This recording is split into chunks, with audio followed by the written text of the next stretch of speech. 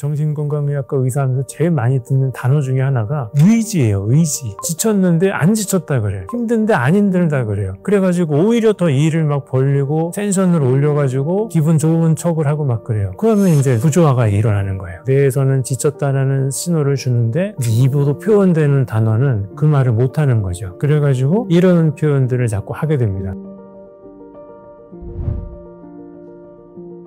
책과3 구독자 여러분 안녕하세요. 저는 정신건강의학과 전문이고요. 컨텐츠를 만들고 글을 쓰고 있는 작가이기도 한 윤홍균이라고 합니다. 몸이 지치고 마음이 지쳐서 힘들다 이렇게 표현을 하시는 분들은 싫다는 게 많아져요. 쉬어야 되는데 못 쉬니까 내가 싫어서 안 한다 이렇게 돼야지 좀 쉴 수 있는 명분이 생기거든요. 그래서 뭐 사람 만나는 것도 싫고 먹는 것도 싫고 일하는 것도 당연히 싫고 이제 싫다는 게 많아지고 또 하나 많아지는 게 뭐냐면 안 된다는 게 또 많아져요. 희망을 갖거나 뭔가 의지를 불태우기 시작하면은 그걸 해야 되잖아요. 그런데 몸은 지친 상태이기 때문에 뇌에서는 좀 왜곡된 표현으로 안 된다, 안 될 것이다 이런 표현들을 자꾸 하게 됩니다. 특히 좀 많이 하는 게 나 원래 이렇다 이런 표현. 왜? 난 원래 이런 게 아니라 변화가 가능하면은 뭔가 또 에너지를 써야 되거든요. 근데 에너지를 쓰는데 부담을 느끼는 상태이기 때문에 안 될 것이다, 못한다 이런 부정적인 표현이 늘어나고 있으면 지치기 시작했나 보다 이렇게 판단을 해야죠. 엘리자베스 커벌로로스라고 하는 유명한 심리학자분이 죽음을 받아들이는 5단계 그런 걸 하셨었거든요. 근데 1단계가 부정이었어요. 부정, 분노, 협상, 우울, 수용 이런 단계가 있거든요. 근데 그게 죽음뿐만 아니라 지침을 받아들이는 단계도 그렇게 따라갑니다. 그래서 첫 번째로 나타나는 게 부정이에요. 지쳤는데 안 지쳤다 그래요. 힘든데 안 힘들다 그래요. 그래가지고 오히려 더 일을 막 벌리고 텐션을 올려가지고 기분 좋은 척을 하고 막 그래요. 이런 부정 단계에 하면은 그나마 우리보다 아랫사람, 좀 직급이 낮은 사람이 그러면은 차라리 좀 낫죠. 우리 신입사원이 파이팅 있네. 또 한번 힘을 내보려고 하네. 그냥 그렇게 그냥 좁혀 볼 수 있는데 윗사람이 그러면은 아리까리 헷갈리는 거예요. 막 사장님이 어느 날 와가지고 텐션을 막 올리면서 지친 것 같은데 힘든 것 같은데 오히려 막 기분 좋게 막 파이팅 하자고 막 그래. 그때 사장님 기분 되게 좋으신가 보다 하고 까불다가 큰일 나는 수가 있어요. 그래서 지쳐가는 패턴을 보일 때 자기 자신을 텐션업을 시킬 수도 있으니까 그런 거 이제 조심해야죠. 3가지 정도로 우리가 나눠서 보는데 첫 번째는 내 감정이에요. 내 감정이 지칠 때 많은 분들이 오해하시는 게 지치면 그냥 무기력해질 것이다. 다운될 것이다. 슬퍼질 것이다. 이렇게 일방향으로 생각하시는 경우가 있거든요. 그게 아니라는 거예요. 지치면은 이게 우리가 하루 이틀 일 열심히 하고 열심히 산다고 지치는 게 아니라 장기화된 스트레스에 노출이 되는 거거든요. 근데 만성화된 장기화된 스트레스에 노출이 되면 뇌에서 흔히 말하는 세로토닌이라는 신경 전달 물질이 활성이 떨어지게 돼요. 세로토닌, 행복 호르몬 이게 활성이 떨어지면 불행감만 느껴지는 게 아닌가 생각하는데 그것도 아닌 게 세로토닌이 하는 일이 완충작용을 해요. 완충작용을 하는 게 없어지기 때문에 감정적으로 기복을 보이기 시작합니다. 월요일 날에는 의욕이 생겼다가 한 목요일쯤 되면은 다운됐다가 이런 식이에요. 막 사랑하는 마음이 생겼다가 갑자기 분노하는 마음이 막 생겼다가 감정이 요동을 치기 시작하는 게 지치는 것의 증상이거든요. 그래서 지치신 분들이 제일 많이 하시는 말씀 중에 하나가 늘 우울한 건 아니에요. 이 하루에도 몇 번씩 기복을 보이는 것 자체가 지침의 증상이라는 거죠. 감정의 기복을 보이고 있지는 않은지 체크를 해봐야 되고요. 두 번째로는 내 행동을 보는 거예요. 행동 중에서 내가 스트레스 받고 지치기 시작하는데 똑같은 산출물 퍼포먼스를 해야 되기 때문에 뭔가 물질에 의존하는 게 늘어납니다. 평상시 마시던 커피보다 더 많이 마시고 있어. 그리고 저녁 때가 돼서 릴렉스를 해야 되는데 릴렉스가 잘 안 되고 있으니까 뭔가 또 알코올을 또 많이 먹고 있어. 그래서 지친 상태로 병원을 찾으시거나 주변 사람들의 도움을 청할 때쯤 되면은 커피를 1~2잔씩 마시고 있어. 그리고 커피 많이 마셨으니까 심장 두근거려서 잠을 못 자니까 또 이약 저약 먹으면서 술도 많이 먹고 있어. 술 또 드시고 주무셨으니까 다음날 아침에 또 멍하단 말이에요. 그럼 또 커피 또 마시고 있어. 행동적으로 봤을 때 중독이라고 부를 수 있을 만한 행동들 사람들이 늘어나 있다. 세 번째, 스트레스가 쌓이고 기분이 나빠지기 시작하면은 방어체계를 올린단 말이에요. 방어체계가 늘어나기 시작하면은 감각적으로 되게 예민해져요. 실질적으로 옛날에는 안 들렸던 소리가 들리기 시작해. 청각이 더 예민해지거든요. 안 맡았던 냄새가 맡아지기 시작하고 안 보이던 막 머리카락 떨어진 거 이런 것들이 막 보이기 시작해요. 그래서 대인관계에서 사람들이 하는 말에 긁힌다고 하잖아요. 자꾸 긁히는 게 늘어나. 자꾸 사람들 관계에서 트러블이 생기고 예민하다는 소리가 들리기 시작하면은 사실은 뇌가 지친 상태인 경우가 많습니다.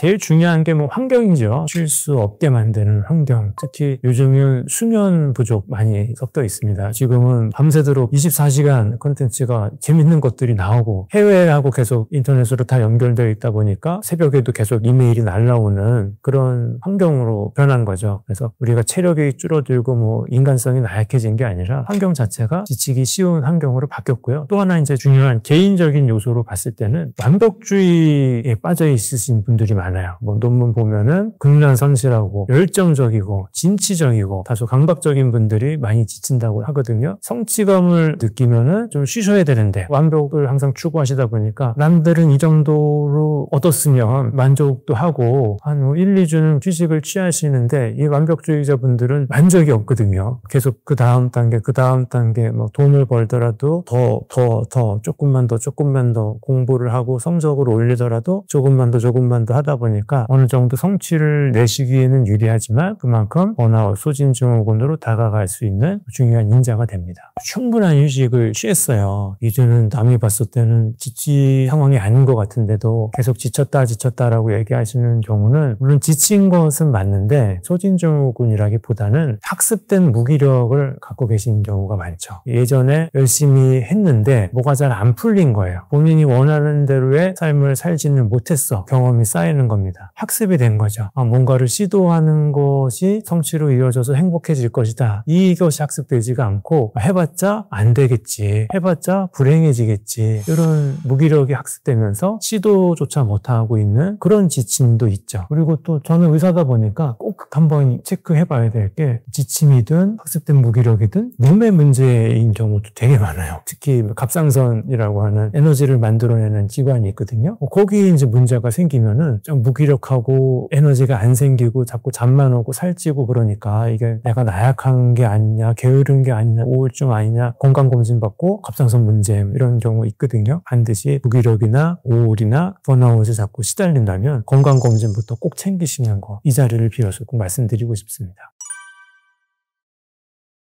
사람들이 왜 쉬지 못할까? 분명히 소진증후군이라는 거 알긴 다 알아요. 이제 정보가 넘쳐가지고. 그리고 완벽주의라는 게 상당히 비효율적인 거라는 걸 다들 알긴 아는데 왜 만들고 추구할까? 왜 쉬지 못할까? 그 이면을 들여다보면은 긍정적으로 바라보고 있는 분들은 쉴 수 있어요. 오늘 만약에 못했어. 성과가 안 났어. 그래도 다음에 또 기회가 오겠지. 다음을 기약할 수 있단 말이에요. 그런데 부정적으로 자꾸 미래를 보시는 분들은 이번에 밀리면 끝이다 이렇게 생각해요. 분쟁이 생겨도 다음을 기약하지 못하고 이번 판에 꼭 이기고 나가야 돼. 죽을 각오를 하고 막 덤빈단 말이에요. 근데 어떻게 늘 우리가 성공할 수가 없잖아요. 제일 많이 하시는 말씀 중에 하나가 이 바닥이 좁잖아요. 그런 말씀이에요. 이 바닥 좁아가지고 사람들한테도 잘해야 되고 좋은 성과를 내야 되고 항상 좋은 모습만 보여야 되고 말도 항상 좋은 말만 해야 되는데 그래서 완벽한 모습을 자꾸 보이려고 하거든요. 근데 사실 이 바닥이 좁을 수가 없죠. 말이 안 되죠. 세상이 계속 바뀌고 있는데 바닥이 좁을 리는 없거든요. 희망을 갖고 있는 것, 미래를 긍정적으로 가정을 하는 것은 좋은 산출물을 내는데 상당히 중요한 자원이 됩니다.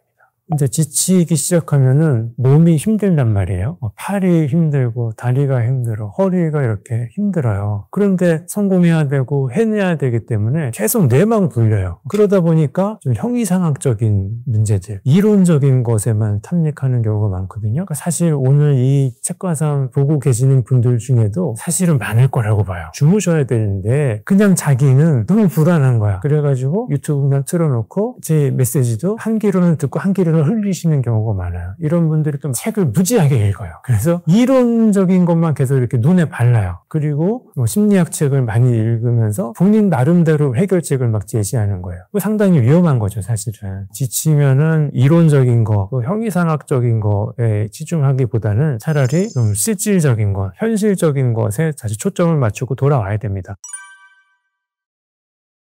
마음이 단단하고 멘탈이 세다라고 하는 사람들은 특징이 대책이 있어요. 이 사람들도 분명히 무슨 일이 생기거든요. 그런데 아는 거예요. 앞으로 어떤 일이 생길 거라는 것을 예측을 하고요. 예측하지 않는 일이 생기더라도 그때 어떻게 할지 대책이 있어요. 이게 상당히 중요해요. 만약에 내가 경쟁에서 밀렸어. 공모전 될 것 같았는데 떨어질 수 있잖아요. 그러면 내가 이런 거 시도를 했다가 잘 안 되면은 누구를 만나가지고 무슨 얘기를 할지, 친구나 가족이나 그 시스템이 있는 거예요. 안 좋은 일이 생기면 어떻게 할지, 누구를 만날지, 어디를 갈지 시스템을 갖추고 있어요. 그게 별거 아닌 것 같은데 많은 분들이 대책을 안 세워요. 그냥 그런 일이 안 생겼으면 좋겠다 하고 끝나고 어떡하지 하다가 모르겠다로 끝나요. 만약에 내가 요번에 시험에 떨어지면 어떡하지? 모르겠다 이렇게 끝나요. 대책이 없어요. 대책이 있는가와 대책이 없는가 이 차이가 있고요. 또 하나는 방어력 있으신 분들은 단계적으로 세상을 봐요. 그래서 만약에 10억을 가진 사람이 된다 이러면은 지금 내가 가지고 있는 돈은 얼마, 1000만 원을 벌기 위해서 1억을 모으기 위해서 3억을 모으기 위해서 단계를 짜놓고 한 단계 한 단계 가다가 잘 안 되면 한 단계만 밀려요. 그리고 또 한 단계를 가요. 스펙트럼으로 본단 말이에요. 내가 가난하지만 이 사람이 성공할 수 있을 사람들은 부자가 되는 과정에서 중산층도 좀 거쳐가고 조금 더 상류층도 거쳐가고 이렇게 계획을 세우는데 멘탈이 약하다고 하시는 분들은 흑백밖에 없어요. 그냥 나는 가난해, 나는 안 돼서 나는 성공하고 싶어. 성공하지 못했으면 다 실패한 거 이렇게 그냥 놔둬요. 잘 가다가도 7, 8까지 가서 거의 10까지 갔는데 9까지 못 갔으면은 8에 머물리면 되는데 이미 이렇게 된 거 그냥 안 할래요. 다시 다 포기할래요. 그러시는 경우가 있어서 흑백논리적 세계관을 가지고 있느냐 단계론적 세계관을 가지고 있느냐 저는 그 차이로 보거든요. 대책이 있느냐 그리고 단계적으로 스펙트럼을 보느냐 이 차이가 좀 많이 나는 것 같아요. 일단 일상생활에서는 이과적으로 접근했으면 좋겠어요. 정신건강의학과 의사하면서 제일 많이 듣는 단어 중에 하나가 의지예요. 의지로 어떻게 극복하는 게 중요한 게 아닌가 하는데 사실 20년 넘게 그 말을 들어왔지만 의지가 뭔지 모르겠어요.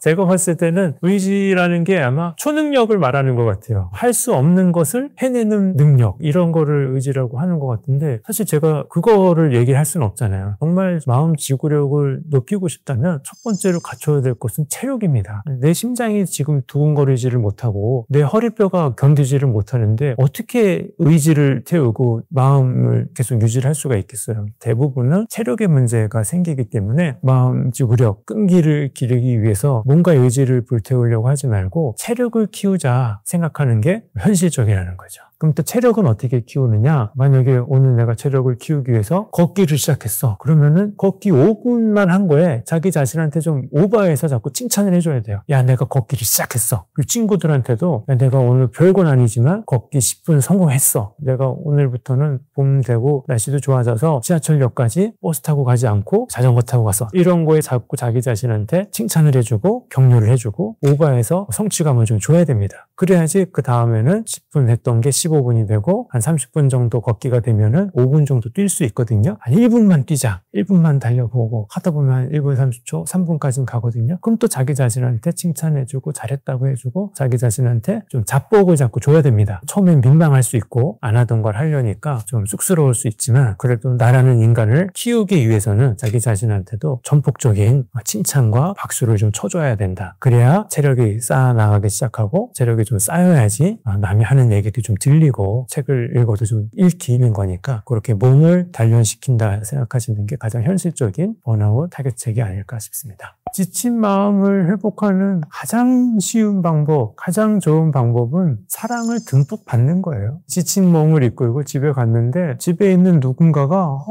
수고 많았다고 잘했다고 오늘 얼마나 힘들었냐고 하면서 반겨주고 맛있는 거 해놨다고 막 먹으라고 하고 사랑을 듬뿍 받는 거예요. 오늘 뭐 때문에 힘들었어, 누구 때문에 힘들었어 얘기했더니 그 사람이 막 공감을 막 해주고 그래 힘들만 했지 화날만 했지 하면서 감정을 이해해주고 사랑을 듬뿍 받는 게 제일 쉽죠. 문제는 우리 가족들도 다 지쳐있는 상태라는 게 문제죠. 그래서 현실적으로는 또 생각해보면은 반려동물이 있으신 분들이 충전을 잘 하세요. 그래도 집에 가면은 나를 반겨주는 강아지가 있어. 꼬리를 막 흔들어. 나를 아주 충성을 다해서 나를 기다리고 있어. 그러면은 이제 내가 사랑을 받았고 공감을 받았으니까 좀 많이 풀리죠. 반려동물 요즘에 많이들 좋아하시는 이유가 그런 거로 저는 보고 보고 있고요. 만약에 선택을 할 수 있다면 내가 힘들 때 친구한테 얘기를 하는데 지쳤고 공감이 필요할 때는 미리 언지를 주는 게 좋아요. 나 오늘 좀 힘든 일이 있어서 얘기를 할 테니까 얘기를 듣고 내 편을 좀 들어줘 하고 오더를 주고서는 얘기를 나누고 최대한 남의 공감을 받는 거, 이런 게 현실적이고, 또 우리가 자연을 가까이 하고 있으면 공감받는 느낌이 든다고 합니다. 일주일에 한 번은 하늘도 보고 나무도 보고 강물 흘러가는 것도 보고 자연 모습 보고 있으면 힐링이 된다고 하니까 그런 일정도 반드시 좀 넣어놨으면 좋겠어요.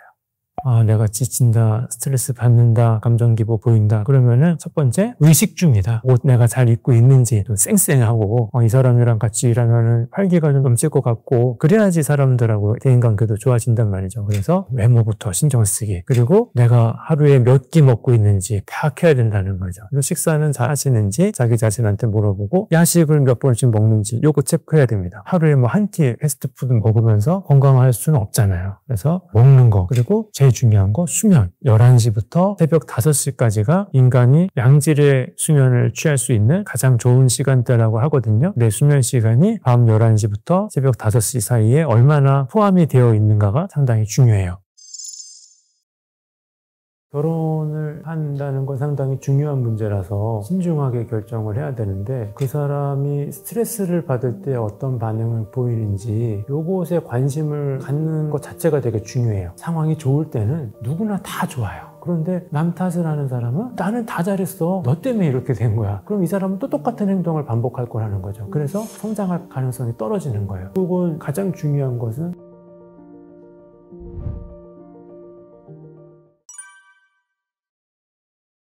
결혼을 한다는 건 상당히 중요한 문제라서 신중하게 결정을 해야 되는데, 그 사람이 스트레스를 받을 때 어떤 반응을 보이는지 요것에 관심을 갖는 것 자체가 되게 중요해요. 상황이 좋을 때는 누구나 다 좋아요. 문제는 이 사람이 스트레스를 받을 때 어떤 방어기제를 쓰고 있는가가 좋은 사람인지 나쁜 사람인지, 준비가 된 사람인지 안 된 사람인지 결정이 되는 거죠. 심리학이 유행하면서 미숙한 방어기제로 나오는 게 투사죠. 남 탓하는 거죠. 의도했던 의도하지 않았던, 실수를 했어, 기분 나쁘게 해서 미안해, 이거부터 나오는 게 평범한 반응인데, 만약에 20분 일찍 나왔어야 되는데 지각을 했어, 시간 계산을 잘못했으니까 내가 잘못한 거고 다음에 20분 빨리 나와야겠구나. 그럼 이 사람은 발전 가능성이 있는 거예요. 그런데 남 탓을 하는 사람은 나는 다 잘했어, 너 때문에 이렇게 된 거야. 그럼 이 사람은 또 똑같은 행동을 반복할 거라는 거죠. 그래서 성장할 가능성이 떨어지는 거예요. 또 위험한 것이 투사적 동일시. 본인이 화가 나는데 화를 표현하지 못해. 화가 나는 걸 말로 표현하면 성숙한 거거든요. 화가 나는데 말로 표현 못하고 깐죽깐죽 대거나 행동을 좀 기분 나쁘게 해가지고 남을 화나게 만들어요.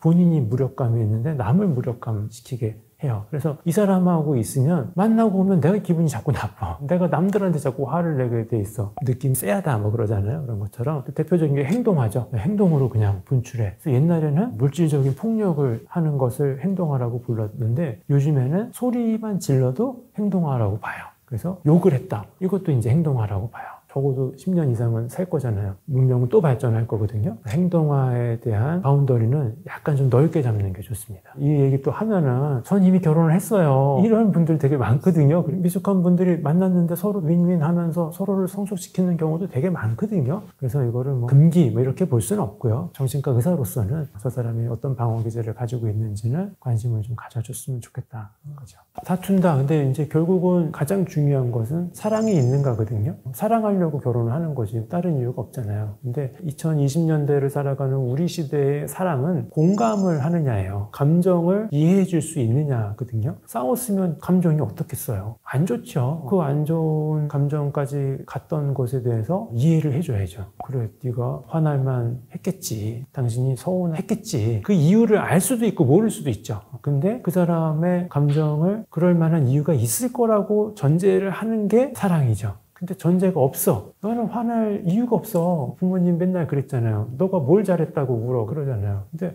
너가 뭘 잘했다고 울어라는 얘기를 들으면서 우리가 사실 부모님의 사랑을 느낄 수는 없죠. 왜냐면 내가 우는데 이유가 없다는 거니까. 감정을 이해를 해주냐 내지는 이해하려고 가정이라고도 해놨느냐, 이게 되게 중요한 거죠. 그래서 만약에 싸웠다면 불쾌한 감정을 느꼈음에 대해서 이해를 하려고 하고 불쾌한 감정에 이바지를 했으니까 미안하다는 얘기가 나오는 게 상당히 중요한 이슈죠. 서로 모르고 결혼까지 가버리면 안 되니까 꼭 알고 넘어가야 될 것은 경제관념이죠. 숫자로 표현되는 거기 때문에 너무 명확하거든요. 경제적으로 얼만큼 있는지, 그리고 경제 관리를 어떻게 할지, 돈을 버는 쪽과 쓰는 쪽을 아예 분리도 할지, 아니면은 각자 벌어서 각자 쓸지, 공동으로 뭐 하는 게 있을지 그거를 체크는 해야죠. 만약에 이견이 있으면 조율을 해야죠. 이게 상당히 좀 껄끄럽죠. 하기 싫은 이야기는 있긴 하지만 반드시 돈 얘기는 해야죠. 또 뭐 부부가 많이 맞이하는 문제가 출산과 육아니까 출산에 대한 계획 어떠냐, 육아에 대해서 어떻게 생각하는지 요건 얘기를 나눠봐야죠. 연애할 때는 그렇게 죽이 잘 맞았었는데 경제관념이 완전히 달라, 출산과 육아에 대한 개념이 완전히 달라, 이러면은 사실은 이 사람과의 인연은 친구로서는 정말 최고의 인연, 연인으로서는 정말 최고의 인연 쓸 수 있을지언정 배우자로서는 좀 생각해 봐야 될 수 있으니까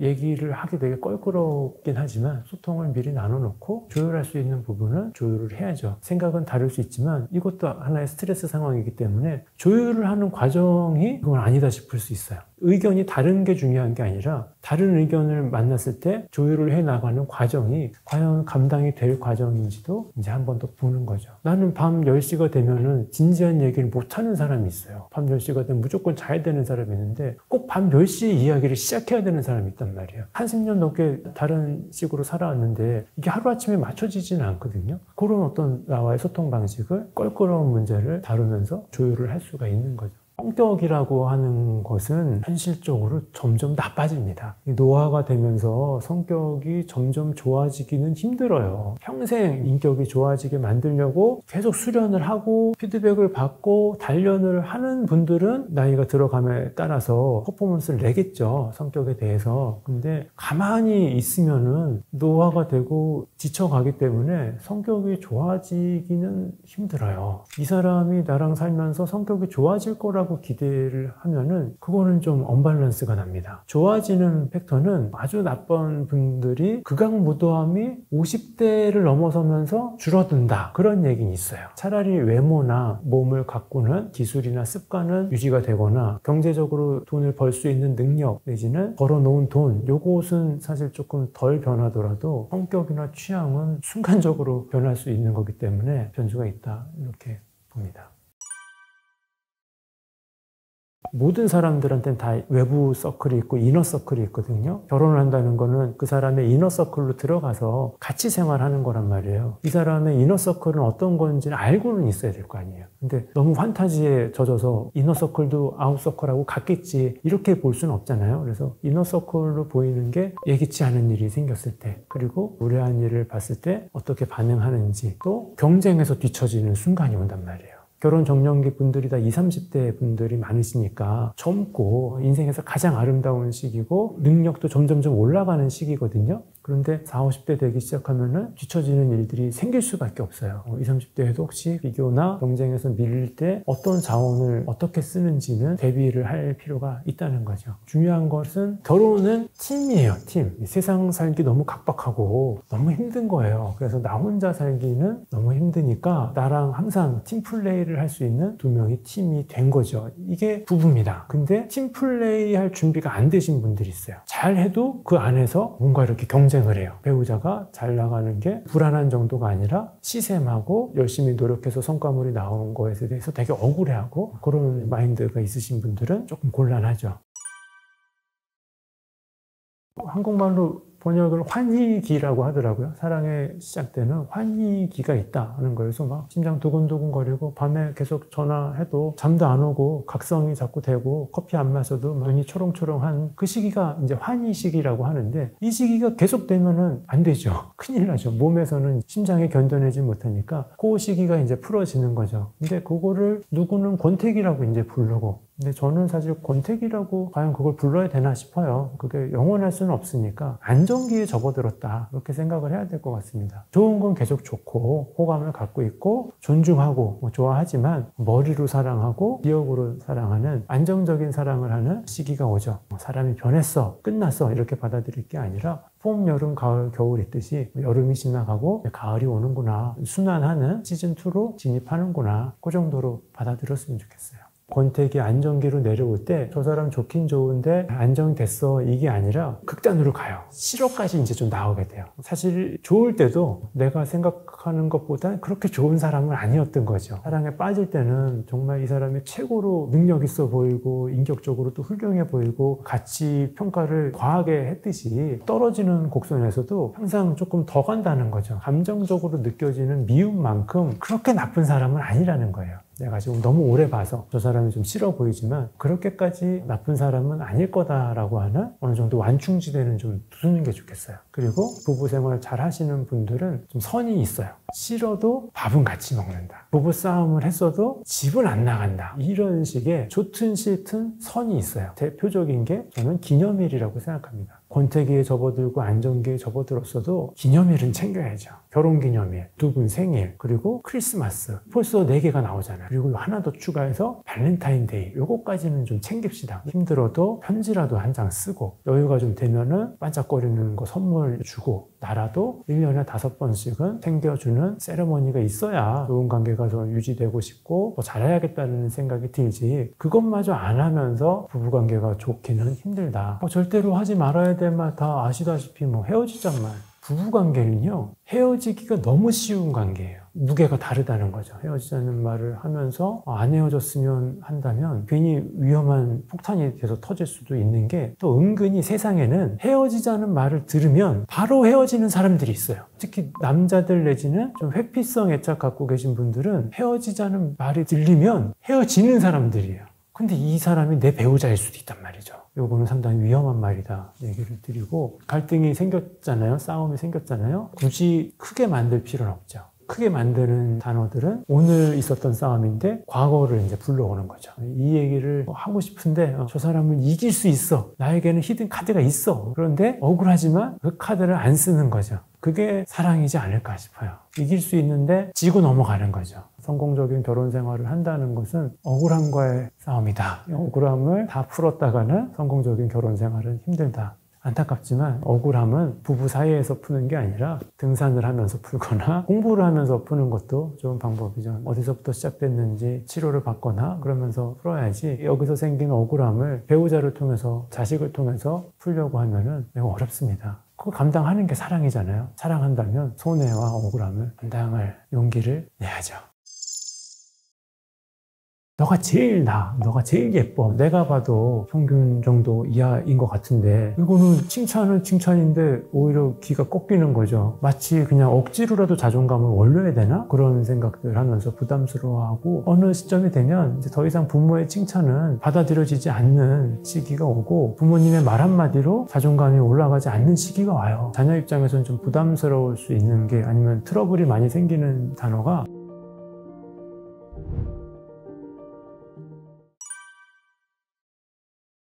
부모님이 칭찬을 한다, 칭찬을 하려고 노력한다, 그럼 저는 평탄은 친다고 봅니다. 어떻게 됐든 아이를 위해서 긍정적인 얘기를 자꾸 해주는 걸 통해서 기운을 북돋아주려고 한다, 의도 자체가 좋기 때문에 평탄은 친다로 보는데, 자녀 입장에서는 좀 부담스러울 수 있는 게, 아니면 트러블이 많이 생기는 단어가 최고다라는 거예요. 너가 제일 나아, 너가 제일 예뻐, 이런 거. 왜냐면 어렸을 때는 그냥 부모님 말을 다 믿으니까 그렇게 하지만, 사실 초등학교 한 5, 6학년만 돼도 현실 감각이 좀 생긴단 말이에요. 그러니까 이제 알죠. 엄마 눈에만 그렇게 예쁘겠지, 내지는 엄마도 그렇게 생각 안 하는 것 같은데, 이런 얘기들을 이제 빨리 하기 시작했어요. 사춘기 되면 거의 확실하게 알죠. 그리고 답답하죠. 내가 봐도 평균 정도 이하인 것 같은데 자꾸 옆에서 최고다 최고다 하면은 마치 그냥 억지로라도 자존감을 올려야 되나? 그런 생각들 하면서 부담스러워하고, 많이 좀 얘기 나오는 것 중에 하나는 다음부터 잘하면 돼. 나는 최선을 다했어. 그래서 87점 받았어. 그래가지고 집에 왔는데 엄마가 아빠가 다음부터 잘하면 돼. 이러면은 내가 가졌던 성취감을 통해서 조금 더 힘을 내보려고 했는데 이거는 칭찬은 칭찬인데 오히려 기가 꺾이는 거죠. 그래서 다음을 기약하는 말 이런 거 좀 조심하셔야 되고 또 어떤 분들은 이제 경쟁심을 부추겨서 성과를 좀 더 냈으면 하시는 분들이 있어요. 야, 너가 오빠보다 더 잘할 수 있어. 뭐 내지는 너가 그래도 첫째인데 둘째보다는 좀 낫지 않겠니? 너가 더 잘 될 거야. 이런 식으로 해서 둘의 경쟁심을 불러일으킨다거나 얘가 좋아하는 친구랑 비교해서 야, 네가 걔보다 예뻐. 뭐 이런 식으로 이제 해버리면 얘네들도 알거든요. 이거는 비교라는 것이고 비교를 하는 게 좋은 건 아니라는 걸 알고 있거든요. 그래서 우리 부모님이 칭찬을 하는데 비교를 섞어서 쓰고 있다 그러면은 약간 좀 존중하기가 힘들죠. 그래서 그 비교하는 칭찬 이런 거에 좀 자녀분들이 스트레스를 많이 느끼는 것 같아요. 사실 사춘기 되고 우울하기 시작하면은 부모님이 하는 모든 말이 다 좀 참 삐딱선을 타기 때문에 그럼 무슨 칭찬을 해야 되는 건지 이제 답이 안 나오는데 그게 답인 것 같아요. 어느 시점이 되면 이제 더 이상 부모의 칭찬은 받아들여지지 않는 시기가 오고 부모님의 말 한마디로 자존감이 올라가지 않는 시기가 와요. 근데 그거는 성장을 한 거죠. 이제 무조건 부모님 말만 믿고 따르던 애기에서 사회적인 인정을 받아야지 사회적 욕구가 해결되는 시기가 온 거거든요. 그래서 이런 식으로 성장하고 있구나. 그거를 받아들여야지 칭찬으로 부모님의 모든 역할로 자녀의 자존감에 올라가면은 그 아이도 좀 문제가 있는 거죠. 독립이 덜 된 거니까. 아니 말로는 안 통하는 시기가 왔으면은 어깨 한번 두드려주고 고개 한번 끄덕여주는 정도, 맛있는 요리 좀 준비해주는 정도, 용돈 조금 더 주는 정도 그런 식으로 몸짓으로 해줄 필요가 있겠다. 위로가 필요한 순간이 있죠. 그래도 어깨도 두드려주고 용돈도 주고 좋은 학원, 좋은 선생님 붙여가지고 했는데 늘 성공할 수는 없잖아요. 실패하는 순간이 오죠. 그때가 되면은 반드시 알아야 될 게 내 기분이 나쁘다는 거예요. 자녀가 뭔가 기분이 안 좋아요? 그러면 내 기분은 무조건 나빠요. 부모님 기분은 무조건 나빠요. 그리고 이거를 견디기가 되게 싫어요. 어떻게든 벗어나고 싶어요. 그게 깔려 있어요. 내가 기분이 나쁠 때는 아이가 기분이 좋을 수는 있어요. 근데 부모인 이상 자녀의 기분이 안 좋으면 나는 무조건 기분이 안 좋은 상태인 거예요. 그래서 많은 부모님들이 위로를 하려고 하는데 내가 기분 나쁜 상태에서 위로를 자꾸 해요. 기분이 나쁘면 제일 흔하게 나오는 방어 기제가 피하는 거거든요. 회피하고 싶어요. 부정하고 싶어요. 그래서 아이가 자존감 낮아지는 일을 겪으면 부모님들은 마음이 급해집니다. 그래서 당장 바꿔놓고 싶어요. 그래서 일단은 애가 기분이 안 좋으면 내가 빨리 어디 가가지고 감정 수습을 해야 돼요. 잠깐만 하고 띵박질을 하든지 냉수를 한 잔 마시든지 내 감정을 좀 먼저 달래줘야 됩니다. 그런 다음에 말이 나오는 거지 어찌 보면은 애보다 부모가 더 상처를 받은 경우도 많거든요. 그래서 애의 기분을 달래주기 전에 내 기분부터 어떻게 좀 달래야 됩니다. 그리고 나서 대책을 세우지 않으면 그냥 서로 나쁜 감정만 주고받으면서 더 나빠지는 경우가 대부분이죠. 그래서 자녀의 자존감이 떨어졌을 때는 이미 100% 내 자존감은 떨어지고 내 기분을 상했기 때문에 짧게는 1분이라도 추스리고 이 아이의 감정에 공감을 해주는 거죠. 휴식기를 안 가졌으면 서운할 게 뭐 있어. 당장 툭툭 털어. 이렇게 되는 거란 말이죠. 우리가 제일 듣기 싫어했던 말이잖아요. 남자들은 사내 새끼가 뭐. 이 얘기 듣는 거 제일 괴로웠었거든요. 근데 시대가 바뀌었기 때문에 이제 공감해주는 게 사랑이기 때문에 내가 좀 에너지를 얻은 다음에 감정을 같이 따라가는 거죠. 따라가서 앞서가려고 하지 마시고 뒤서가서 그래서 얘가 화를 내고 있어. 그러면 화낼만 하지. 화가 났겠지. 자꾸 나는 쓸모없는 사람이 된 것 같다. 이런 얘기할 때 너무 괴롭잖아요. 우리도 인생을 한번 되짚어 보는 거예요. 그런 생각을 해본 적이 있었나? 분명히 있어요. 그럼 나도 그때를 떠올리는 거예요. 그래서 같은 감정을 공유를 하는 겁니다. 그래서 그때 부모님이 해줬던 말, 이 말은 하면 안 되겠다. 그때 선배가 해줬던 말, 이 말은 해도 되겠다. 그러면은 애한테도 한번 해볼 수 있다는 거죠. 근데 얘도 안 좋대. 그럼 또 좋대. 무슨 말을 해야 될지 잘 모르겠을 때는 아무 말도 안 하는 게 좋습니다. 차라리 내가 이럴 때 무슨 말을 해야 될지 모르겠다 라고 하는 말이 오히려 더 진실성을 담은 말이니까 그렇게 얘기해 주시는 것도 괜찮을 것 같아요. 자존감이 있는 부모, 자기 자신의 인생을 만족하고 가지고 있는 것을 존중한단 말이죠. 그러면 자녀 입장에서는 어른의 상당히 중요한 롤모델이 집안에 있는 거예요. 자식 입장에서는 그 이너서클을 들여다볼 수 있는 거의 유일한 대상이 부모님이거든요. 물론 옛날처럼 부모님의 역할이 절대적이진 않지만 내가 30년 후에는 저렇게 살겠구나 보는 거예요. 봤더니 30년 후에 나랑 가장 유사한 유전자를 가지고 있는 성인이 불행하게 살고 있어. 그러면은 그 길을 가는 게 신나겠어요? 신이 안 나겠어요? 이미 그 30년간의 여정을 간 존재가 행복하게 살고 있어야 나도 이 유전자 그대로 들고 그 길을 걷고 싶지. 되게 안타까운 경우는 뭐냐면 공부 열심히 하셔가지고 좋은 직장 들어갔어요. 돈도 열심히 모았어. 그래서 괜찮게 사는데 불행한 거야. 객관적으로 봤을 때는 많은 것을 가지고 있는데 불행해. 슬퍼. 막 후회돼. 그러면서 자꾸 자녀한테는 공부를 하라 그러는 거예요. 자녀 입장에서는 아빠처럼 엄마처럼 공부 열심히 해서 좋은 대학 나와도 저렇게 불행한데 내가 왜 공부를 하냐 이렇게 생각할 수밖에 없다는 거죠. 야, 나는 고생했지만 너는 더 고생해서 나처럼 살아라. 이 말이 안 되잖아요. 그래서 내 자식이 행복하게 살기를 바란다면 제일 좋은 방법은 내가 행복하게 사는 거죠. 야, 행복하게 살아도 되는구나. 인상 찌푸리지 않아도 되는구나. 부부간에 안 싸워도 부부 생활이 가능하구나. 이것을 어렸을 때부터 체험을 하고 자란 사람과 체험하지 못한 사람은 삶의 질이 차이가 날 수밖에 없다는 겁니다. 그래서 나는 불행하게 살면서 너는 행복하게 살아라, 너는 행복하게 살아라 하면은 걔도 나중에 커서 자기 자식한테 너는 행복하게 살아라, 나는 불행하지만 이렇게 된다는 거죠. 그래서 제일 좋은 방법은 내가 가지고 있는 모든 자원, 능력을 동원해서 행복하게 사는 것이 자식한테 좋은 선물이 되는 거죠.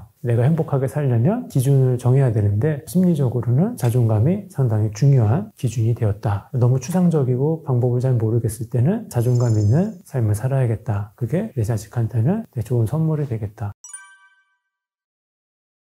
자존감이라고 하는 게 주관적인 자기 생각이니까 사실 옛날에는 그렇게 중요한 가치가 아니었어요. 옛날에는 먹고 사는 게 힘들었으니까 뭐 메슬로우가 얘기한 5대 욕구가 있거든요. 생리적 욕구, 먹고 자고 입고 요 욕구가 충족이 힘든 사회였기 때문에 옛날에는 뭐 인정받고 존중받고 이거는 나중 문제였단 말이에요. 그런데 이제 우리가 좀 잘 살게 되면서 자존감에 대한 욕구, 내가 내 인생에 만족하고 싶은 욕구도 상당히 기본적인 욕구가 이제 됐죠. 그런데 불행하게도 어떤 부모님들은 생리적인 욕구는 다 충족이 됐지만 자기 자신의 자존감은 떨어져서 이 기본적인 욕구가 충족이 안 된단 말이에요. 근데 고도 산업사회에서는 자존감도 기본적인 욕구이기 때문에 그래서 어떻게 해서든지 채우려고 노력해요. 공부들을 해서 좋은 성적을 얻으려고도 하고 또 돈을 많이 벌어서 자기 인생에 만족을 하려고도 하고 또 좋은 배우자를 만나서 자기 인생에 만족을 하려고도 하는데 아직도 안 채워졌어. 그랬는데 아이가 생겼어. 그러면은 아직 채워지지 않았으니까 아이를 통해서라도 자기 자존감을 채우려고 한다는 거죠. 아이가 성취를 내서 잘난 사람이 돼서 내가 내 인생 좋은 인생이구나, 괜찮은 인생이구나 라고 생각하고 싶어서 자녀를 자존감을 채우기 위한 방법으로 무의식 중에 그런 행동들이 이제 나오게 된다는 거죠. 우리가 혼자 사는 사회가 아니기 때문에 그렇게 나쁘다고만 볼 수는 없어요. 우리가 손흥민 선수 축구하는 거 보면서 골 넣으면은 우리 자존감이 올라가잖아요. 우리가 속한 대한민국 사람이라는 사실만으로 누가 이렇게 큰 상 타고 그러면은 금메달 따고 그러면은 그냥 자부심, 자긍심이 생기잖아요. 그런 것처럼 야, 우리 부모님이 되게 훌륭하신 분이고 우리 자녀가 되게 훌륭한 업적을 냈어. 그러면은 내 자존감이 올라가는 거는 사실 그거 가지고 뭐라고 할 수는 없어요. 그걸 어떻게 냉정하게 분리를 합니까? 그런데 허덕허덕 이제 너무 이 정도는 자존감 좀 가져도 될 것 같은데 굳이 자녀까지 그렇게 본인 자존감을 높이기 위해서 너무 과하게 그러고 있으면은 우리가 좋게 볼 수는 없죠. 어렸을 때는 자기 부모님을 이상화 좀 시키거든요. 의지하고 믿고 신뢰를 해야지 본인도 안전해지기 때문에 일단 다 믿어요. 원래 저러는 거구나. 저게 사랑인 거구나 하고 믿어요. 그래서 자기 자녀한테 100점 받아와라. 뭐 해와라. 너가 해와서 엄마의 프라이드를 올려줘야 된다. 이게 맞는 거라고 믿죠. 그렇게 사는데 두 가지로 이제 나뉘죠. 이게 엄마가 나 잘 되라고 얘기하는 것 같지만 지금 보니까 이거 나의 행복과는 별도로 엄마의 행복, 경쟁심에서 나온 거 아닌가? 이런 생각은 사춘기 이후에 이제 하게 되죠. 20살 때 하는 사람도 있고 30살 때 하는 사람도 있죠. 근데 그 갈림길이 한번 나옵니다. 갈림길이 안 나오고 계속 그걸로 가는 사람도 있어요. 사실 이게 더 걱정스럽죠. 이러면은 되물림이 되거든요. 원래 자식은 부모의 자존감을 높이기 위해서, 부모의 만족도를 높이기 위해서 2대, 3대로 이제 이어지게 되니까 사실 이 가정이 더 평화로울 수는 있지만 사실은 더 아픈 가정인 거죠. 자존감은 에너지이기도 하거든요. 에너지가 채워져야 되는데 계속 부모님의 공허한 자존감을 채워주려고 평생을 살다 보니까 나는 또 내 인생을 못 돌보고 내가 뭘 좋아하는지, 내가 원하는 건 뭔지 누구인지, 나랑 맞는 사람은 누구인지 파악 못하고 남의 자존감을 자꾸 채워주려고 하다 보니까 이건 또 내 인생이 또 계속 공허해 주는 거죠. 그러니까 그 부모님도 사실은 자기 자신을 사랑하는 일에 구멍이 났던 거죠. 그래서 근데 이제 제대로 채우지 못했고 또 엉뚱한 데서 자꾸 물이 위에서 아래로 흘러야 되는데 그 자존감이 만약에 떨어져 있으면 자존감을 채우기 위해선 좀 강한 사람한테 의지를 해야 돼요. 만약에 책을 읽을 수도 있고 치료를 받을 수도 있고 신앙이 될 수도 있고 운동이 될 수도 있고 문화가 될 수도 있고 뭔가 강력한 무언가에게 체험을 받아야 되는데 나보다 약한 자식한테 또 자존감을 채우려고 하니까 계속 엇박자는 나는 거예요. 얘는 퍼주느라 힘들고 어른은 요걸로는 충족이 또 안 되고 이게 계속 엇박자가 나는 거죠. 주관적으로 자기 스스로를 어떻게 생각하는가. 부모라는 것까지 왔으니까 부모라는 타이틀을 가진 거에 좀 자랑스러워 했으면 좋겠어요. 일단은 부모가 됐잖아요. 결혼도 했고 자식이 낳은 것 자체가 상당히 어마어마한 일을 해낸 거라는 거죠. 사실 전통사회에서는 이거에 대한 가치 부여가 있었어요. 농경사회에서는 인구수만 늘린 것만으로도 프라이드가 있었거든요. 근데 이제 그게 이제 많이 줄어든 거예요. 완벽주의가 유행하고 그러면서 이제 자식이 있는 것만으로는 자존감이 충족이 안 되는 거죠. 그래서 나에게 배우자가 있다, 내지는 있었다, 그리고 나에게 자식이 있다라는 사실만으로도 이거는 좀 축하를 좀 해주고 대단한 일을 한 걸로 인식을 해줘야 되는데 그러려면 내가 나한테 그렇게 인식해주기는 좀 민망하기 때문에 주변에 자식이 있는 사람들을 존중해줘야 돼요. 그래서 우리의 존중하고 나 존중이 잘 되려면 일단 자기 마인드셋이 자식이 있는 것만으로도 되게 대단한 일이다. 그렇게 생각해 보면은 자기 부모님을 조금 더 존중할 수 있게 되죠. 그러면 저 부모님과의 사이도 조금 더 원만해질 수 있는 거예요. 주관적으로 자기 자신을 어떻게 생각하는가거든요. 객관적인 게 아니에요. 그냥 내 생각에 내가 어떤 사람인가, 내 인생은 어떤 인생인가 이것을 바라보는 게 자존감이에요. 남들이 보기에는 되게 잘 살고 있는 사람도 그 사람 주관적으로는 되게 못 살고 있다고 볼 수 있거든요. 상당히 좀 자존감이 떨어질 수도 있고 저 사람은 정말 가진 게 아무것도 없어. 자존감이 떨어질 것 같은데 그 사람 주관적으로는 난 되게 괜찮아. 나 행복해. 이럴 수가 있다는 거죠. 그래서 남들의 시선과 비교와 별도로 내가 내 인생을 어떻게 생각하는가, 내가 내 인생에 얼마나 만족하는가 이런 것들. 그러니까 내 인생을 되게 잘 살고 있고 만족하고 있으면 얼마나 자기 인생에도 사랑스럽겠어요. 그러니까 내가 나를 얼마나 사랑하는가와도 결부가 되는 게 자존감이라는 의미죠. 전국에 아이를 키우시는 부모님들, 특히 자존감 문제로 고민하시는 분들한테 좀 되게 미안한 마음이 있어요. 왜냐하면 자존감이라는 게 중요하다는 얘기를 하고 싶었어요. 저는 자존감에 관심 좀 가져주세요 라는 메시지를 세상에 보내고 싶었는데 자존감 수업이라는 책 쓰고 난 다음에 너무 그 단어가 유행을 해가지고 자존감이 없으면 진짜 큰일 나는 사람처럼 그렇게 인식이 돼가지고 우리 애가 자존감 낮은 얘기하면 너무 막 불안해하시고 본인도 내가 내 인생에 만족 못하면은 마치 인생에 큰 실패를 한 것처럼 막 그렇게 생각하시는 경우가 있는데 그 점에 대해서는 좀 저도 여기 뒀진 않았지만 죄송하다는 말을 하고 싶어요. 자존감이 있으면 좋죠. 있으면 좋은데 자존감이 낮더라도 큰 문제 생기는 건 아니에요. 자존감이 특히 아기 때는 좀 높다가 청소년기 지나면서 현실 감각이 생기면서 자연스럽게 떨어지는 경우도 있어요. 모든 일을 다 할 수 있을 것 같고 노벨상을 탈 수 있을 것 같고 그랬다가 안 되겠구나. 이거 되게 힘든 일이구나 라는 거를 깨닫는 현실 감각이 생기는 시기가 있거든요. 그런 걸 다 너무 이상한 걸로 생각하시거나 살다 보면 맞이하게 되는 자연스러운 현상들도 너무 겁내지 않으셨으면 좋겠어요. 자존감이 낮아도 장점이 있어요. 되게 착합니다. 겸손하시고 또 주변에 해를 잘 안 끼치시거든요. 그래서 무해하다고 하는 장점도 있으시니까 자존감이 있고 또 관심을 가져주시는 건 너무나 고맙지만 지금 당장 오늘 자존감이 떨어졌다고 해서 큰 결핍이 생긴 걸로 생각하지 마시고 너무 나쁜 걸로 이상한 걸로 몰고 가지 말고 자존감 낮은 사람들이 주변에 있어도 있는 그대로 존중을 좀 해주시기를 죄송하다는 말씀과 당부의 말씀을 드리고 싶네요.